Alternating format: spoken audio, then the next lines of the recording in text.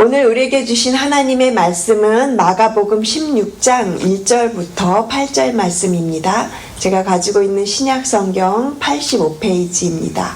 마가복음 16장 1절부터 8절 말씀입니다.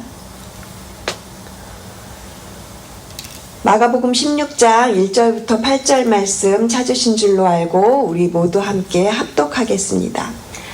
안식일이 지남에 막달라 마리아와 야고보의 어머니 마리아와 또 살로메가 가서 예수께 바르기 위하여 향품을 사다 두었다가 안식 후 첫날 매우 일찍이 해 돋을 때에 그 무덤으로 가며 서로 말하되 누가 우리를 위하여 무덤 문에서 돌을 불려주리오 하더니 눈을 들어본즉 벌써 돌이 불려져 있는데 그 돌이 심히 크더라.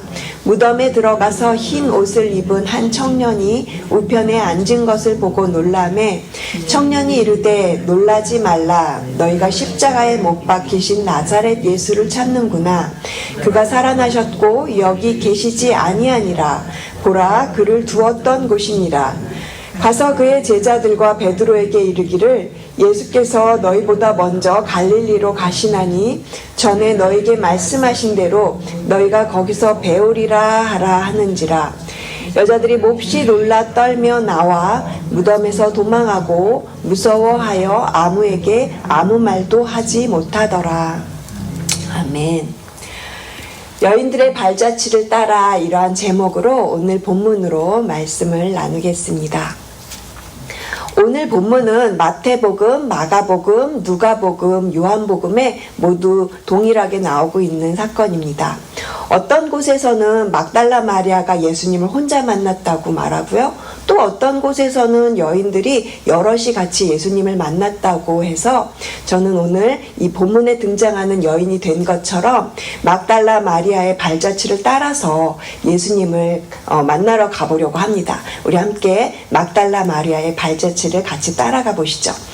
오늘 본문 마가복음 16장 1절 보시면요. 막달라 마리아와 야고보의 어머니 마리아와 또 살로메가 등장합니다. 여인들은 일요일 새벽 예수님이 돌아가셔서 들어가신 그 무덤으로 가고 있습니다. 여인들의 숫자는 어쩌면 여기 지금 3명의 이름보다 더 많을 수도 있어요. 여인들은 누가 우리를 위하여 이 돌문을 굴려줄까 하면서 지금 무덤을 향해서 가고 있는 것이죠. 그런데 여인들이 눈을 들어서 보니까 무덤을 막고 있던 큰 돌이 이미 옮겨져 있었습니다. 무덤이 열려 있는 것을 본 것이죠. 그렇게 무덤이 열려있는 것을 보고 나서 막달라 마리아는 황급히 베드로와 요한에게 이것을 알리기 위해서 급히 예루살렘으로 달려갔습니다. 이 내용이 요한복음에 있어요. 요한복음 20장 1절에서 2절 말씀을 제가 읽어드리겠습니다. 안식 후 첫날 일찍이 아직 어두울 때에 막달라 마리아가 무덤에서 나와서 돌이 무덤에서 옮겨진 것을 보고 시몬 베드로와 예수께서 사랑하시던 그 다른 제자에게 달려가서 말하되 사람들이 주님을 무덤에서 가져다가 어디 두었는지 우리가 알지 못하겠다 하니 우리가 알지 못하겠다 이렇게 말하고 있어요. 우리가 라는 단어를 보아도 그렇고 오늘 본문 마가복음 1절에서 보았을 때에도 막달라 마리아가 혼자서 무덤을 간 것이 아니라 여러 명이 같이 간 것을 알 수 있습니다. 아무튼 막달라 마리아는 다른 여인들을 무덤에 남겨두고 혼자서 예루살렘으로 달려가서 베드로와 요한에게 주님의 시신이 없어졌다고 무덤에서 사라졌다고 그렇게 알렸습니다. 한편 다른 여인들은 지금 무덤에 남아 있었고요. 무덤에 들어가서 천사를 만났어요. 5절 보시면요. 무덤에 들어가서 흰 옷을 입은 한 청년이 우편에 앉은 것을 보고 놀라매 흰 옷을 입은 청년은 천사입니다. 천사는 여인들에게 예수님께서 부활하셨으니 가서 제자들에게 알려라 이렇게 말을 하죠. 여인들은 그 말에 몹시 놀랐고 떨면서 무덤에서 황급히 나왔고 너무나 무서워서 아무에게 아무 말도 할 수 없었습니다. 여기까지가 저희가 함께 읽은 본문의 내용입니다. 여기까지 지금 잘 따라오고 계시죠?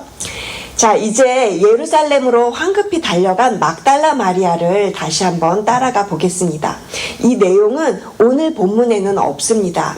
요한복음과 누가복음에 나와 있는 내용을 제가 말씀드리는 것입니다. 이제 막달라 마리아는 베드로와 요한과 함께 아까 그 무덤에 남아있던 그 여인들과는 다른 길로 이제 다시 함께 무덤을 찾아갑니다. 먼저 베드로가 무덤에 들어가서 보았는데 고운 세마포 그 천만 얌전하게 접어져 있는 것을 보았습니다. 그래서 그 일을 놀랍게 여기면서 집에 돌아갔다고 성경이 말하고 있어요.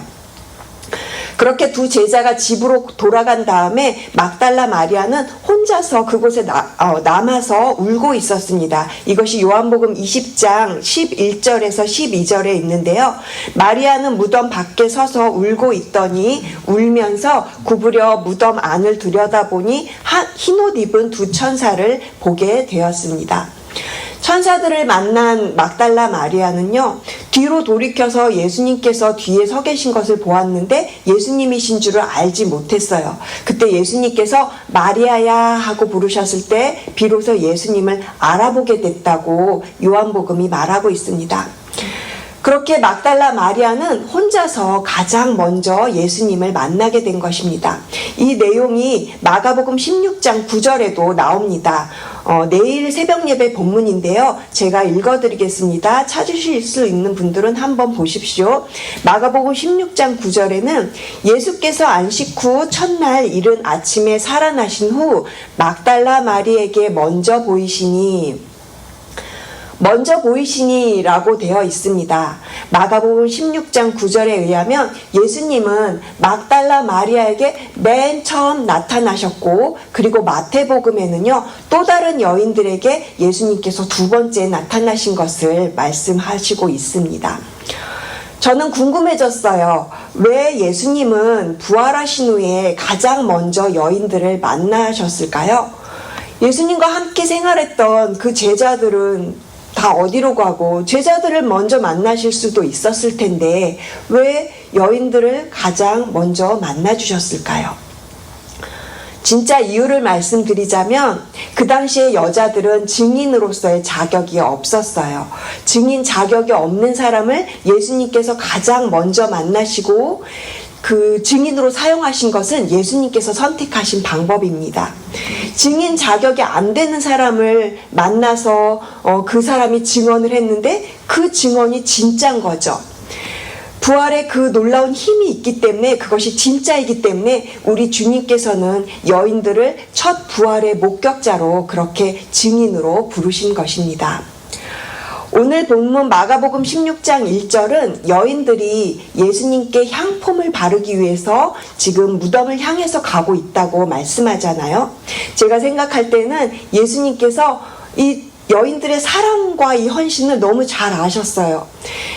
맨 처음으로 그녀들을 만나주신 것은 그녀들의 그 간절한 마음, 주님을 사랑하는 그 헌신의 마음을 주님이 너무 잘 아셔서 그녀들을 그렇게 가장 먼저 만나주신 것이라고 저는 생각이 들었습니다. 사실 향품을 바르기 위한 수고는 어찌 보면은 아무런 의미도 없는 행위라고 할 수 있습니다. 왜냐하면 이미 죽은 지 3일이나 지난 사람에게 향품이 무슨 의미가 있겠습니까? 그런데 이 여인들은 정말 주님을 사랑했던 거예요. 우리 주님께서는 이 여인들의 그 마음을 너무 잘 아셨어요. 그래서 여인들은 이렇게 주님을 사랑하는 마음으로 주님께 향품을 바르기 위해서 향품을 준비해서 무덤을 향해서 나아갔던 그 발자취처럼 오늘 저희들도 그 여인들의 발자취를 따라서 기쁨을 회복하는 저와 여러분 되시기를 주님의 이름으로 축복합니다. 그래서 오늘 제목처럼 여인들의 발자취를 따라 본문을 통해서 발견할 수 있는 메시지 첫 번째는 죽은 무덤을 향해 가던 여인들이 발견한 것은 빈 무덤입니다. 그리고 두 번째는 여인들의 무거운 발걸음이 기쁨의 발걸음이 되었습니다. 여인들의 발자취를 따라서 우리가 첫 번째 죽은 무덤을 향해 가던 여인들의 발견한 것은 빈 무덤입니다. 우리 함께 6절 말씀 같이 소리내어 읽겠습니다. 6절 말씀입니다. 청년이 이르되 놀라지 말라. 너희가 십자가에 못 박히신 나사렛 예수를 찾는구나. 그가 살아나셨고 여기 계시지 아니하니라. 보라, 그를 두었던 곳이니라. 사랑하는 성도 여러분, 빈 무덤이 의미하는 것이 무엇입니까? 보라, 그를 두었던 곳이니라. 여기 계시지 아니하니라. 그가 살아나셨다. 그가 살아나셨다. 이것이 바로 부활의 메시지입니다. 여러분, 살아나셨다 이 말을 보면요, 수동태인데요, 이 수동태라는 그 말의 의미는 하나님께서 예수님을 살아나게 하셨다 이런 말입니다. 그 자리에 안 계시다는 것을 말해요. 여기 계시지 아니하니라. 살아나셨기 때문에 움직이신다는 거죠. 예수님은 무덤에 머물러 계시는 것이 아니라 무덤에서 나와서 움직이시는 것입니다. 주님은 살아나셨기 때문에 무덤은 더 이상 죽은 사람이 머무는 죽은 무덤이 아닙니다. 여인들은 이 빈 무덤을 보고 살아있는 소망을 가지게 되었습니다. 여러분, 우리가 부활을 생각할 때 같이 떠올려야 되는 단어가 있는데 바로 산소망입니다. 부활 이꼴 산소망. 한번 저를 따라서 같이 소리를 내어 말씀해 주시기 바랍니다. 부활은 산소망이다. 베드로가 이 산소망에 대해서 베드로전서 1장 3절에서 이렇게 고백합니다. 우리 주 예수 그리스도의 아버지 하나님을 찬송하리로다. 그의 많으신 긍휼대로 예수 그리스도를 죽은 자 가운데서 부활하게 하심으로 말미암아 우리를 거듭나게 하사 산소망이 있게 하시며. 예수님을 죽은 자 가운데서 부활하신 것은 우리에게 무엇이 이루어졌습니까? 우리가 거듭났다는 것입니다. 거듭났다는 것은 새 사람이 된 것입니다. 이렇게 거듭나서 새 사람이 된 것이 바로 우리에게 산소망이 있다고 말씀하시는 것입니다. 그래서 부활은 살아있는 소망입니다. 우리의 산소망이 되신 부활의 예수 그리스도, 부활의 그 살아있는 소망이 되어서 부활의 능력을 경험하면서 살아가는 저와 여러분 되시기를 주님의 이름으로 축복드립니다. 여인들의 발자취를 따라 두 번째는 여인들의 무거운 걸음이 기쁨의 걸음이 되었습니다. 처음에 이 여인들이 무덤을 향해서 가고 있는 이 발걸음은 누가 우리를 위해서 그 큰 돌을 무덤에서 굴려주리오 하면서 슬픔과 염려와 두려움 가운데 가고 있던 그 무거운 걸음이었습니다. 하나님께서 이른 새벽 그녀들의 그 무거운 걸음을 아시고 천사들을 통해서 그 무덤, 그 돌문을 활짝 열어 놓으셨습니다. 이것이 마태복음 28장 2절에서 4절에 기록되어 있는데요. 제가 우리말 성경으로 읽겠습니다. 그런데 갑자기 큰 지진이 일어나더니 주의 천사가 하늘에서 내려와 돌을 굴려내고 그 돌 위에 앉았습니다. 그 천사의 모습은 번개와 같았고 옷은 눈처럼 희었습니다. 경비병들은 그 천사를 보고 두려워 떨면서 마치 죽은 사람들처럼 되었습니다. 천사가 그 돌문을 연 것은 무덤 안에 계신 예수님이 밖으로 나오도록 도와주기 위해서가 아닙니다. 예수님은 부활하신 후에 완전히 새로운 몸으로 변화되었기 때문에 문이 닫혀 있어도 자유롭게 나가실 수 있는 그런 새로운 몸으로 부활을 하셨습니다. 그렇다면 이 돌문을 열어 놓으신 것에는 어떤 의미가 있습니까? 밖에 있는 사람들이 빈 무덤을 볼 수 있도록 돌문을 열어 놓으신 것입니다. 부활이 사실이라는 것을 눈으로 목격하고 직접 그것을 볼 수 있도록 주님이 누우셨던 그 자리가 비어 있다라는 것을 볼 수 있도록 천사가 그렇게 열어 놓은 것입니다. 사랑하는 성도 여러분, 하나님께서는 지금도 우리의 돌문을 열고 계십니다. 우리 힘으로 어찌할 수 없는 그 닫힌 돌문들이 있습니다. 부활을 믿고 바라볼 수 있도록 우리 마음에 있는 무거운 돌문들이 활짝 열려야 합니다. 아무리 증거를 보여줘도 마음의 돌문이 닫혀 있는 사람은 주님의 그 부활을 믿을 수가 없는 것입니다. 그래서 우리가 간절히 기도하는 것이죠. 주님이 열어주십시오. 나의 가족과 이웃과 자녀들과 친지들과 그들의 그 꽉 닫힌 돌문을 열어주십시오. 예수님의 그 빈 무덤을 볼 수 있도록 가족들의 마음 한가운데 무거운 돌문을 주님이 활짝 열어주십시오. 그렇게 가정을 위해서, 목장을 위해서, 공동체를 위해서, 영혼권과 믿음의 회복을 위해서 기도하며 나아가시는 이 사순절 되시기를 주님의 이름으로 축복합니다. 여인들이 빈 무덤 속에서 천사를 통해서 들었던 소식은 주님이 살아나셨다는 소식이었고, 이제 그것을 제자들에게 가서 전하라, 이렇게 천사를 통해서 말을 듣게 됩니다. 우리 함께 7절 말씀 같이 읽겠습니다. 7절입니다. 가서 그의 제자들과 베드로에게 이르기를 예수께서 너희보다 먼저 갈릴리로 가시나니 전에 너희에게 말씀하신 대로 너희가 거기서 배우리라 하라 하는지라. 여인들은 제자들에게 예수님의 그 부활 소식을 알려주기 위해서 무덤을 떠나 힘차게 지금 달려가고 있습니다. 지금 여인들에게 주어진 사명은 예수님의 부활 소식을 전하는 일입니다. 여인들에게 주어진 사명은 지금 우리에게 주어진 사명과 동일한 것입니다. 우리는 복음을 전해야 합니다. 복음이란 기쁜 소식입니다. 하나님이 우리를 사랑하셔서 예수 그리스도를 우리에게 보내주셨습니다. 예수님은 우리를 위해서 죽으시고 부활하시고 우리를 구원해 주셨습니다. 누구든지 예수님을 믿으면 죄에서 자유를 얻고 가난과 저주가 떠나가며 새로 거듭난 산 소망을 가지고 살아가게 된 것입니다. 이것이 기쁜 소식이며 복음입니다. 이 복음을 날마다 전하며 살아가는 이번 사순절 되기를 주님의 이름으로 간절히 축복드립니다. 이제 설교를 마무리하겠습니다. 저는 예수님의 이 부활에 관한 오늘 본문 내용을 묵상하면서 함께 요한복음을 같이 묵상해 왔는데요. 특별히 요한복음 16장은 예수님께서 십자가를 지시기 전에 제자들과 함께 그 다락방에서 하신 말씀입니다. 요한복음 16장 16절과 19절 사이에 반복되는 단어를 발견했어요. 조금 있으면 이라는 단어입니다. 이 단어가 무려 그 짧은 사이 안에 7번이나 반복되고 있습니다. 조금 있으면 이 말은 예수님의 십자가 사건과 부활을 가리키는 시간적인 개념의 말이에요. 요한복음 16장 16절은 이렇게 말을 하고 있습니다. 조금 있으면 너희가 나를 보지 못하겠고 또 조금 있으면 나를 보리라. 예수님이 그렇게 말씀하셨습니다.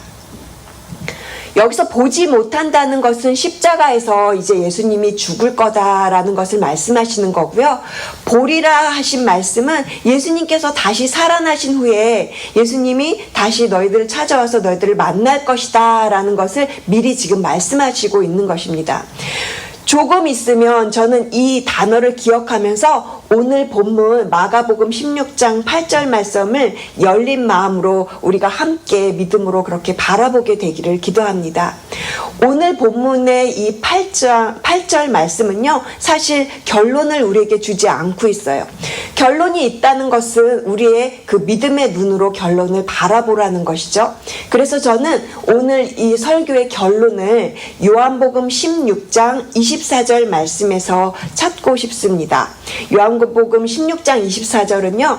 지금까지는 너희가 내 이름으로 아무것도 구하지 아니하였으나 구하라 그리하면 받으리니 너희 기쁨이 충만하리라.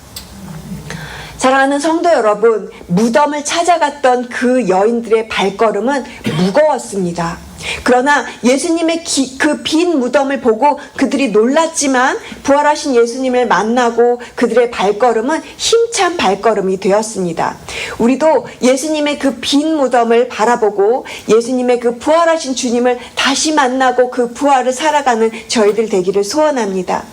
우리의 삶이 아무리 어렵고 힘들지라도 그 시간은 조금 있으면 이라고 하신 그 시간인 것입니다.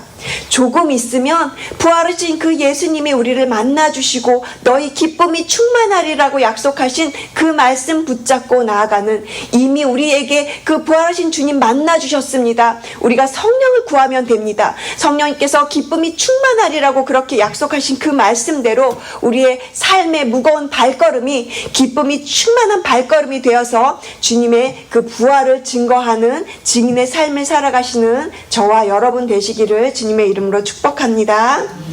기도하시겠습니다. 하나님 감사합니다.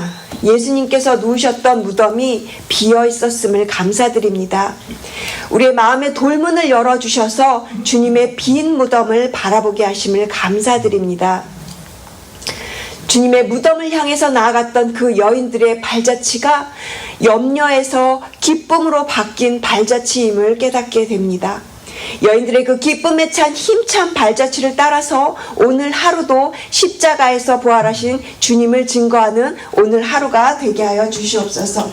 감사드리며 이 모든 말씀 살아계신 우리를 위해서 부활하신 예수 그리스도의 이름으로 기도합니다. 아멘.